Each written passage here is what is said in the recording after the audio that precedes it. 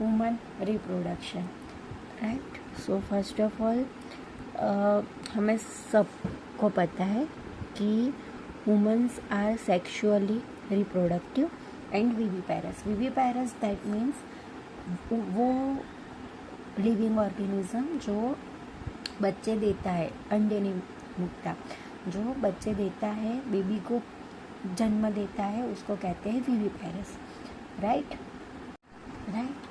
सो reproductive events जो woman के अंदर इंक्लूडेड होते हैं तो वो क्या क्या है, तो first of all formation of gametes, so उसको कहते हैं गैमेटोजेनेसिस। फर्स्ट इवेंट जो होता है वो होता है formation of gametes, gametogenesis. Male के अंदर स्पर्म्स होते हैं और फीमेल के अंदर ओवम होते हैं। देन उसके बाद जो इवेंट होगा वो होगा transfer of sperms into the female genital tract. So जो स्पर्म का फॉर्मेशन हुआ इन द मेल तो वो स्पर्म ट्रांसफ़र होगा इन द फीमेल जेनाइटल ट्रैक्ट के अंदर, इंसेमिनेशन उसको कहेंगे हम, राइट। जो सेक्सुअली पद्धति होती है उसके आधार पे वो जो स्पर्म का फॉर्मेशन होता है, गैमेटोजेनेसिस की जो प्रोसीजर होती है, उसके बाद वो मेल का स्पर्म फीमेल के जेनाइटल ट्रैक्ट के अंदर इंसेमिनेशन और ट्रांसफ़र होता है, उसको हम कहते हैं इंसेमिनेशन। एंड देन उसके बाद ट्रांसफ़र होने के बाद, इंसेमिनेशन होने के बाद फ्यूज़न होगा मेल एंड फीमेल गैमेट्स का, उसको हम कहते हैं फर्टिलाइजेशन। अन्य वो फॉर्मेशन के आधार पर जाइगोट का फॉर्मेशन होगा, right. So this is follow by formation and development of blastocysts and its attachment to the uterine wall. So उसके बाद डेवलपमेंट एंड फॉर्मेशन होगा ब्लास्टोसाइट्स का और वो अटैच होगा, जो जाइगोट बनता है वो अटैच होगा यूटेराइन वॉल के साथ, वो इम्प्लांटेशन होगा। और जो इम्प्लांटेशन होता है वो आगे जाएगा एम्ब्रियोनिक डेवलपमेंट में। एम्ब्रियोनिक डेवलपमेंट में उसको कहते हैं जेस्टेशन पीरियड, और उसके बाद बेबी का डिलीवरी होगा, उसको कहते हैं पार्चुरेशन, राइट। यहाँ पे हमने कितने वर्ड्स देखे, first of all gametogenesis, reproductive events में होगा फर्स्ट ऑफ ऑल गैमेटोजेनेसिस, तो वो उसमें गैमेट का फॉर्मेशन होता है स्पर्म्स में, मेल में स्पर्म्स, फीमेल में ओवम। उसके बाद वो स्पर्म्स ट्रांसफ़र होगा इनटू फीमेल जेनाइटल ट्रैक्ट, उसको कहते हैं इंसेमिनेशन। उसके बाद फ्यूज़न होगा मेल एंड फीमेल गैमेट्स का, उसको कहते हैं फर्टिलाइजेशन। उसके बाद वो जाइगोट बनेगा, जाइगोट बनने के बाद वो फॉर्मेशन एंड डेवलपमेंट की प्रक्रिया ब्लास्टोसाइट्स की होती है, और उसके बाद वो यूटेराइन वॉल के साथ अटैचमेंट होता है, उसको कहते हैं इम्प्लांटेशन। और उसके बाद एम्ब्रियोनिक डेवलपमेंट होगा, जो बेबी होता है वो उसका डेवलपमेंट होगा in the uterus, right. So that's the gestation period. और उसके बाद डिलीवरी होती है बेबी को, उसको कहते हैं पार्चुरेशन, राइट। सो यहाँ पे हमने कितने वर्ड्स देखे, फिर से एक बार कहती हूँ, याद होने चाहिए सभी इवेंट्स हमें, right. First of all gametogenesis, उसके बाद इंसेमिनेशन होगा, दैट्स मीन्स ट्रांसफ़र होगा, राइट। उसके बाद फर्टिलाइजेशन होगा, वो फ्यूज़न होगा, मेल एंड फीमेल का फ्यूज़न होगा, उसके बाद बनेगा जाइगोट। उसके बाद वो डेवलपमेंट फॉर्मेशंस की प्रक्रिया से जो ब्लास्टोसाइट्स होते हैं वो यूटेराइन वॉल पे इम्प्लांट होंगे, उसको कहते हैं इम्प्लांटेशन। और उसके बाद gestation and parturitions, right. So in this events occur, ये सब इवेंट्स जो होता है वो at the age of puberty, puberty के बाद ये सब कुछ होता है, right. So that's the remarkable differences between reproductive events in the male and in the female. तो जो कुछ रिमार्केबल डिफरेंसेस होते हैं मेल एंड फीमेल के अंदर के, हमको पता चलता है कि दैट्स स्टार्ट फेज ऑफ और beginning phase of the reproductive events. Like example, sperm formation continues even in old men, but formation of ovum ceases in women around the age of 50 years, right? So reproductive event जब start होगा तब भी कुछ differences देखने को मिलते हैं। On the end of reproductive age जो sperm formation होता है वो old men के अंदर भी हमें देखने को मिलता है, but some लाइक 45-50 जो मेनोपॉजल एज आती है जब फीमेल की, उसमें सीज़ेरियन, दैट मीन्स बंद हो जाता है फॉर्मेशन ऑफ द ओवम, बंद हो जाता है around age of 50 years, that's called menopausal age of female. So हम यहाँ पे male and female reproductive system पढ़ेंगे, वो सब आएगा, पर इसमें मेन ये होता है कि हमें कितने इवेंट याद रखने. तो फर्स्ट ऑफ ऑल हमें कितने इवेंट याद रखने हैं. गैमेटोजेनेसिस, फॉर्मेशन होगा, उसके बाद इंसेमिनेशन, सो ट्रांसफ़र होगी मेल टू फीमेल, उसके बाद वो दोनों का फ्यूज़न होगा, दैट्स फर्टिलाइजेशन, दैन जाइगोट बनेगा, दैट्स फॉर्मेशन एंड डेवलपमेंट के ब्लास्टोसाइट्स बन के वो इम्प्लांट होगा यूटेराइन वॉल के अंदर. तो यूटेराइन वॉल के अंदर उसके बाद इम्प्लांटेशन, उसके बाद डेवलपमेंट होगा एम्ब्रियोनिक, जो अंदर बेबी है उसका डेवलपमेंट होगा, उसको कहेंगे जेस्टेशन पीरियड, और उसके बाद बेबी की डिलीवरी होगी, दैट्स द पार्चुरेशन. ओके, अब यहाँ पे तो हम देखेंगे मेल रिप्रोडक्टिव सिस्टम्स. तो मेल रिप्रोडक्टिव सिस्टम लोकेटेड होती है पेल्विक रीजन के अंदर, राइट. तो वो उसमें क्या क्या इंक्लूडेड होता है. तो pair of testis with accessory ducts, glands and external genitals. तो that's the part of male reproductive system. Pair of testis, testis होती है, उसके साथ एसेसरी डक्ट्स सब कुछ होती है, ग्लैंड्स होती है और एक्सटर्नल जेनिटेलिया होता है, right. Is the figure of male reproductive system और pelvic region of male, right.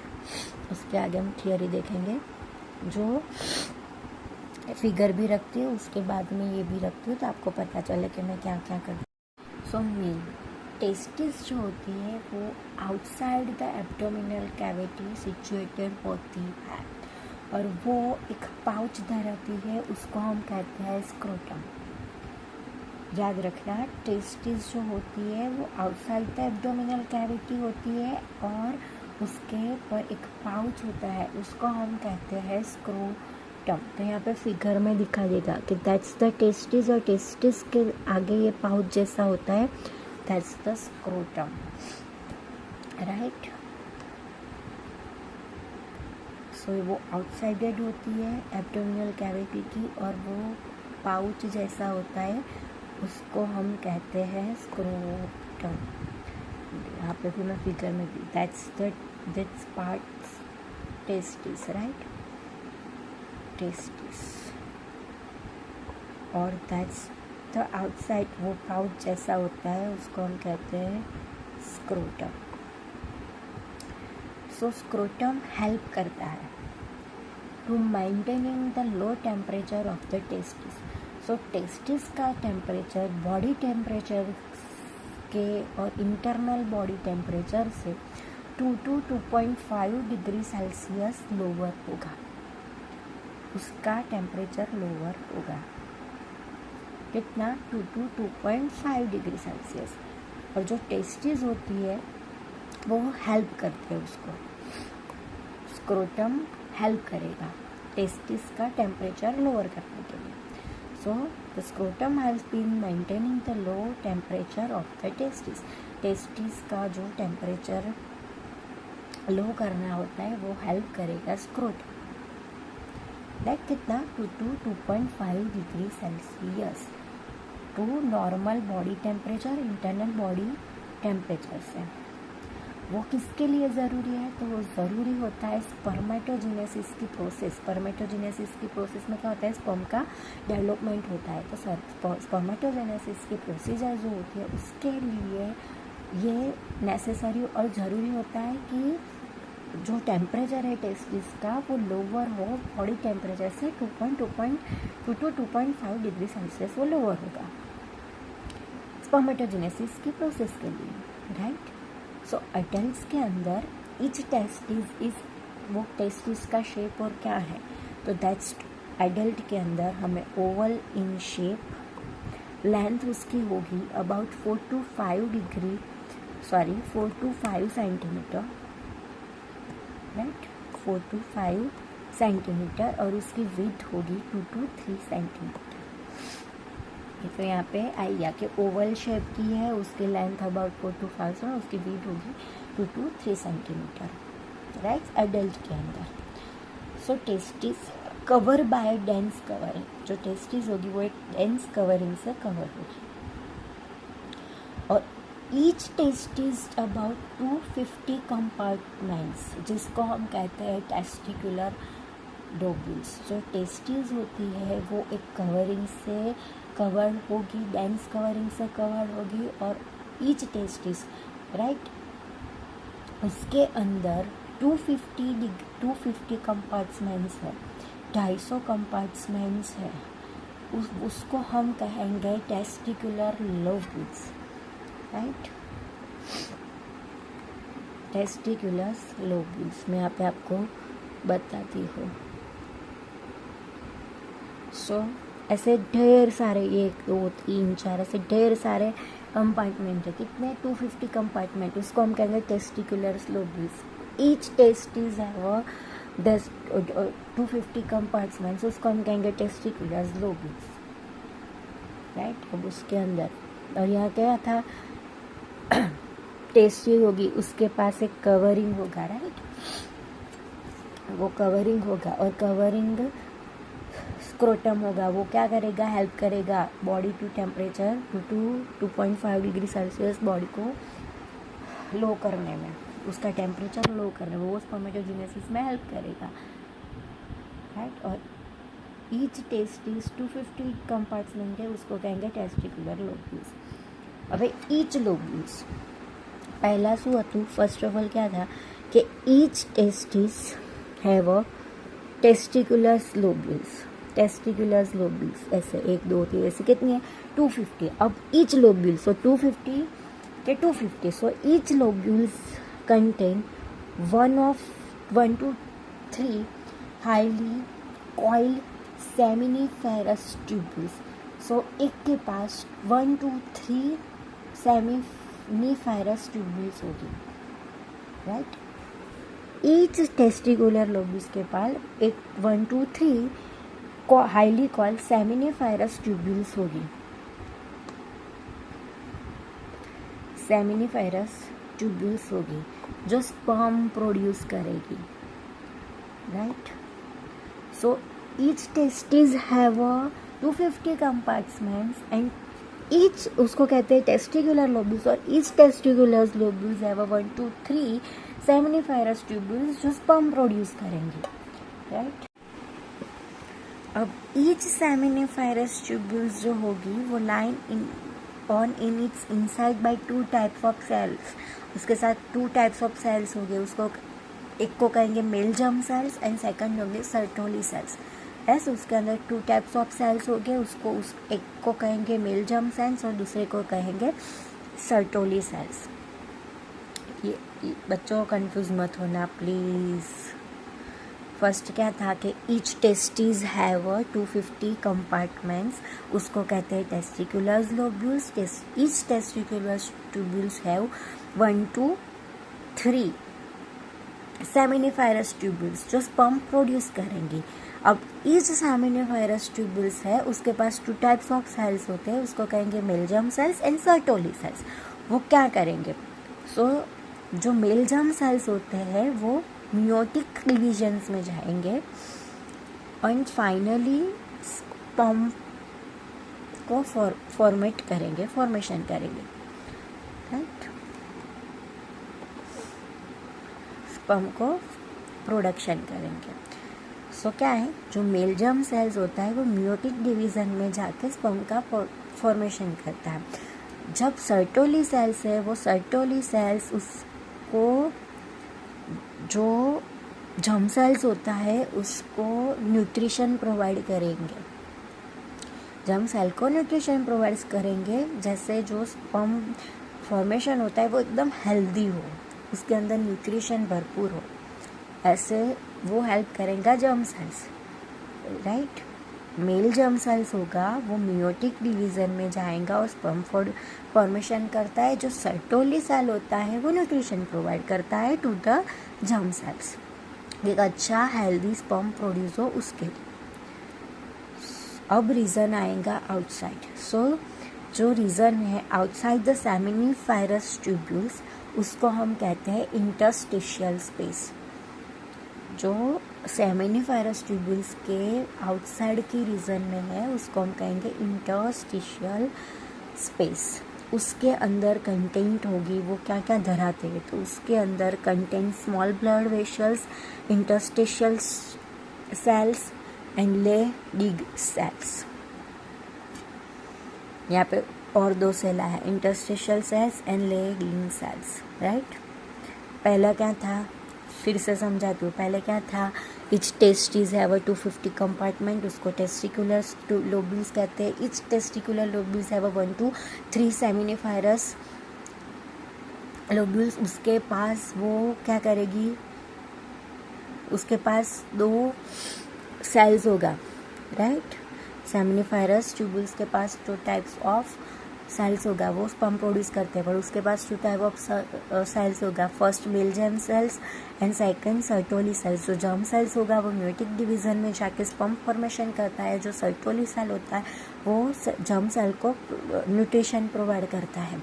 अब जो सेमिनिफेरस ट्यूबुल्स के आउटसाइड का जो एरिया है उसको कहते हैं इंटरस्टिशियल स्पेस, और वो क्या क्या कंटेन करता है, तो small blood vessel, interstitial cell, नाम से भी याद रख लीजिए कि इंटरस्टिशियल स्पेस है तो उसके अंदर इंटरस्टिशियल सेल्स आएंगे और लेडिग सेल्स आएंगे, लेडिंग सेल्स, राइट।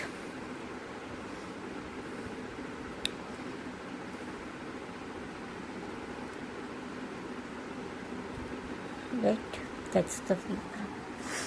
उसके बाहर की जो एरिया होगा उसको कहेंगे interstitial space. 2 types of cells उनके पास होते हैं। अब ये सेल का क्या काम है, तो जो लेडिंग सेल्स है वो सिंथेसाइज एंड सिक्रेट करते हैं जो टेस्टिकुलर हार्मोन्स होते हैं, उसको हम कहते हैं एंड्रोजन। एंड्रोजन जो होता है वो टेस्टिकुलर हार्मोन है और वो सिक्रेट और सिंथेसाइज का काम है लेडिंग सेल्स का। सो लेडिंग सेल्स जो होगा वो सिक्रेट और सिंथेसिस करेगा टेस्टिकुलर हार्मोन्स, जिसको कहते हैं एंड्रोजन, राइट, जिसको कहते हैं androgens. And other immunoglobulin component cells are also present. Other cells भी होगी। 4 टाइप्स ऑफ सेल्स याद रखने हैं। Male germ cells, germ cells जो होगा वो स्पर्म को प्रोड्यूस करता है। सर्टोली सेल्स जर्म सेल को न्यूट्रिशन प्रोवाइड करता है। देन आएगा लेडिंग सेल्स। लेडिंग सेल्स जो होता है वो सिंथेसिस और सिक्रेट करता है टेस्टिकुलर हार्मोन को, जिसको हम कहते हैं androgens, right. And other immunoglobulins component cells भी प्रेजेंट होते हैं। अब other male sex accessory ducts जो है वो मैं दिखाती हूँ। Included rete testis, vasa efferentia, epididymis and vasa deferentia. Rete testis, right, that's the rete testis. Rete testis, epididymis, vasa difference,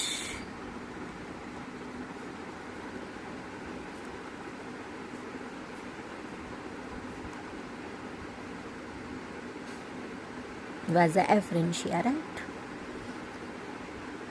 so seminiferous tubules जो होती है वो ओपन होंगी वासा एफ्रेंशिया में थ्रू द रेटाटेस्टिस, राइट। क्या है, सेमिनिफेरस जो ट्यूबुल्स है वो ओपन होगी वासा एफ्रेंशिया में, वासा एफ्रेंशिया में ओपन होगी। जो सेमिनिफेरस ट्यूबुल्स है वो वासा एफ्रेंशिया में डिफरेंट होगी, ओपन होगी थ्रू द रेटाटेस्टिस। रेटाटेस्टिस के थ्रू वो वासा एफ्रेंशिया में टेस्टिकुलर लोब्यूल्स ओपन होती है। जो सेमिनिफेरस ट्यूबुल्स होती है टेस्टिस की वो ओपन होती है वासा एफ्रेंशिया में थ्रू द रेटाटेस्टिस, और जो वासा एफ्रेंशिया होती है वो टेस्टिस को लीव करते ओपन होगी एपिडाइमिस, जो लोकेटेड होगी एपिडाइमिस में वो ओपन होती है। तो जो एपिडाइमिस होती है वो कहाँ पे लोकेटेड होगी, posterior surface of each testis, right. Epidermis में वो ओपन होगी फर्स्ट ऑफ ऑल। तो जो वासा एफ्रेंशिया होती है वो टेस्टिस को छोड़ के एपिडाइमिस में ओपन होगी।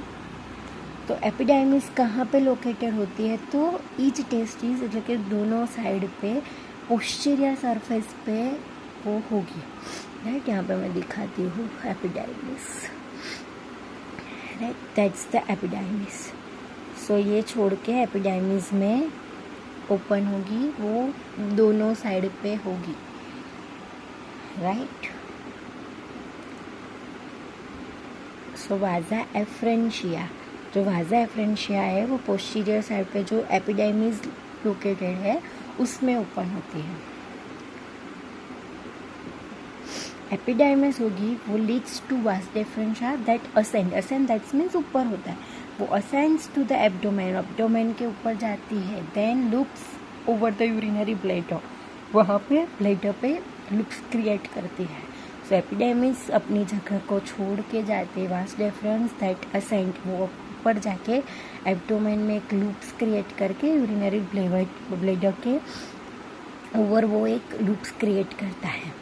देन वो receive a duct from seminal vesicle, seminal vesicle के वो रिसीव करता है and opens into urethra as the ejaculatory duct. So वहाँ पे वो receive duct from seminal vesicle, वहाँ पे वो रिसीव कैसे होगी, सेमिनल वेसिकल थ्रू रिसीव होती है, वो वहाँ पे उस स्ट्रक्चर पे रिसीव होती है एंड वो यूरेथ्रा में ओपन होती है। यूरेथ्रा में जब वो ओपन होती है तो वो एजुकेटरी डक्ट के तरीके से ओपन होती है, right.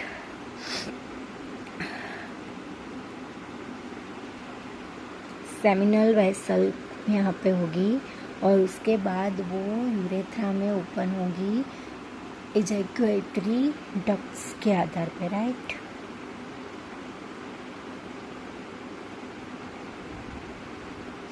This duct store and transport the sperm, वहाँ पे जो डक्ट है एजैक्यूलेटरी डक्ट यहाँ पे होगी, यहाँ पे एजैक्यूलेटरी जो डक्ट है यहाँ पे, राइट। सो एजैक्यूलेटरी डक्ट जो है वो स्टोर एंड ट्रांसफॉर्म करती है स्पर्म को,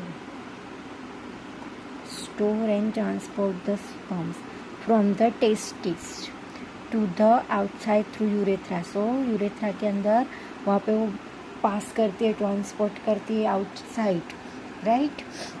एंड देन यूरेथ्रा होता है वो originates from the urinary bladder and extend through the penis, its external opening called urethral meatus, right.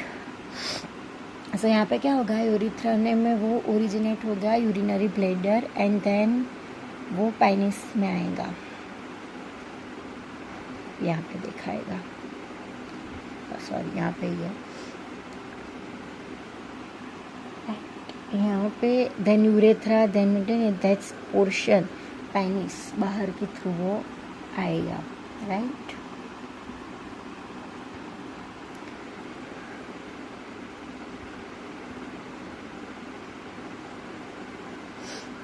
That's penis. सो वहाँ पे यूरेथ्रा के थ्रू जाएगा, यहाँ पे वो करके इजैक्यूलेटरी डक्ट, ये है इजैक्यूलेटरी डक्ट जो मैंने आपको पढ़ाया है, इजैक्यूलेटरी डक्ट है, right. That's the outsided prostate है वो, that's outside of the body, penis that's outside of the body. So this penis and वहाँ पे वो यूरेथ्रा के थ्रू लास्ट में आएगा, that's called ureter meatus, right. That's ये पोस्टीरियर व्यू है, राइट। सेमिनल वेसिकल्स है, यूरिनरी ब्लैडर पे जाके वहाँ पे वो ये करेगा, एजैक्यूलेटरी डक्ट और ये सब, right. This foreskin,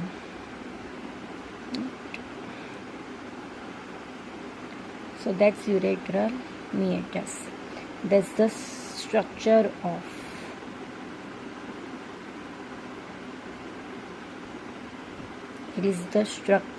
of seminiferous tubules, जिसमें होगा Sertoli cell, right, interstitial cells, that's the Sertoli cell, right. It's spermatogonia, spermatozoa, वोसा, सब कुछ यहाँ पे स्ट्रक्चर होगा, राइट।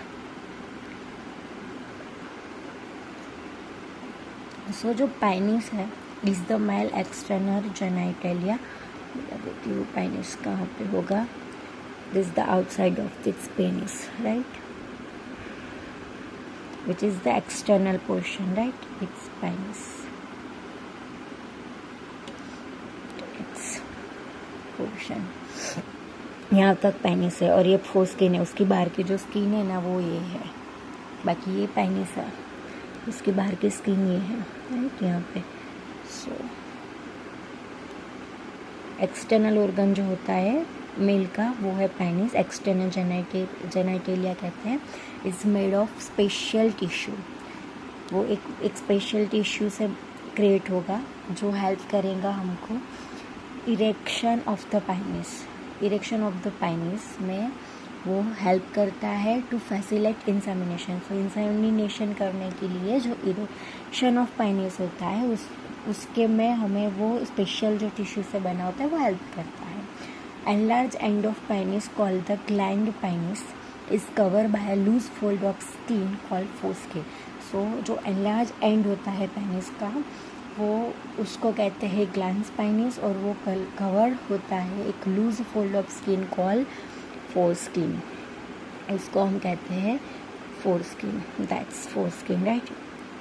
और यहाँ पे भी मैंने आपको बताई थी इट इज साहिदी जो होते हैं वो, और उसका एंड होता है राइट।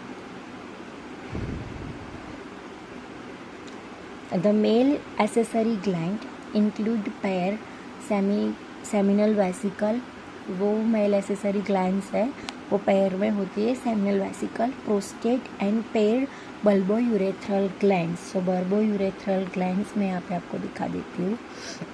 दैट्स द बल्बो जो दो है ना, दो पैर में होगी। सो ये जो पॉइंट जैसा है यहाँ पे, जो ओनली पॉइंट जैसा है राइट, जो 2 पॉइंट मैंने रेड किए वो 2 पॉइंट को बल्बोयूरेथ्रल ग्लैंड कहेंगे, वो पैर में होंगे। प्रोस्टेट एंड होगा seminal vesicles. Secretion of this gland constitute the seminal plasma which is rich. So इसमें सब में से सिक्रेशन होगा ग्लैंड्स में से, वो क्या धराते हैं तो सेमिनल प्लाज्मा। जो सेमिनल प्लाज्मा होता है वो किससे भरपूर होता है तो rich in fructose, calcium and certain enzyme. उसके अंदर fructose, calcium and certain enzymes होते हैं। तो the secretion of bulbourethral glands also help in the lubrication of the penis। सो जो बल्बोयूरेथ्रल ग्लैंड्स होती है, बल्बोयूरेथ्रल ग्लैंड्स में से जो सिक्रीशन होता है जो वो हमको हेल्प करेगा लुब्रिकेशन, पेनिस के लिए जो लुब्रिकेशन जरूरी है उसमें हेल्प करेगा राइट। और वो जो उसमें से जो सिक्रीशन होता है ग्लैंड में से वो सेमिनल प्लाज्मा रिच होगी fructose, calcium and certain enzyme. So बाहरली एक्सटर्नल जेनाइटेलिया पेनिस है, पेनिस हमें वो स्पेशल टिश्यू से बना होता है।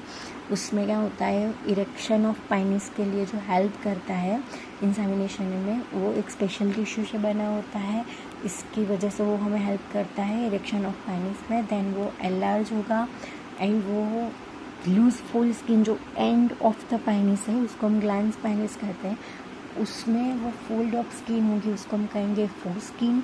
एंड मेल एसेसरी ग्लैंड्स होती है, पेयर सेमिनल वेसिकल्स है, प्रोस्टेट है एंड पेयर बल्बोयूरेथ्रल ग्लैंड है। बल्बोयूरेथ्रल ग्लैंड में से जो सिक्रीशन होता है सेमिनल प्लाज्मा है जो rich in fructose, calcium and certain enzyme से होगा। और जो सिक्रीशन होता है बल्बोयूरेथ्रल ग्लैंड्स में वो लुब्रिकेशन ऑफ द पेनिस में भी हेल्प करता है। सो मैं यहाँ पे क्लियर कर देती हूँ एक क्वेश्चन कि जो टेस्टिस है वो आउटसाइड द और एब्डोमिनल कैविटी में क्यों होती है, सिचुएटेड क्यों होती है। तो हम क्या है कि हम एक ही टेम्परेचर में, ह्यूमन्स भी क्या है तो एक ही टेम्परेचर में वो रहते हैं। लाइक हमारा नॉर्मल टेम्परेचर 36.7 डिग्री सेल्सियस है तो हम उसमें ही रहते हैं। हमारी बॉडी अपने आप टेम्परेचर को सेट नहीं करती, चेंज नहीं करती। जहाँ पे जो टेडपोड्स होते हैं, फ्रॉग्स होते हैं, उस सब में क्या होता है कि वो अपने आप अपनी बॉडी का टेम्परेचर चेंज कर सकते हैं। बर्ड्स हैं, एनिमल्स हो गए वो सब, बट इन ह्यूमन मीन्स हम अपनी नहीं कर सकते राइट। तो जो टेस्टिस है वो आउटसाइड द एब्डोमिनल कैविटी इसलिए प्रेजेंट होते हैं, पाउच ऑफ स्क्रोटम में वो प्रेजेंट होते हैं, वो इसलिए होते हैं बाहर क्योंकि वो अपनी मेंटेन करता है लो टेम्परेचर ऑफ द टेस्टिस का 2 to 2.5 degree Celsius lower the normal internal body temperature होता है, इससे 2 to 2.5 डिग्री सेल्सियस वो लो होता है। तो वो मेंटेन करने के लिए testis outside the abdominal cavity होती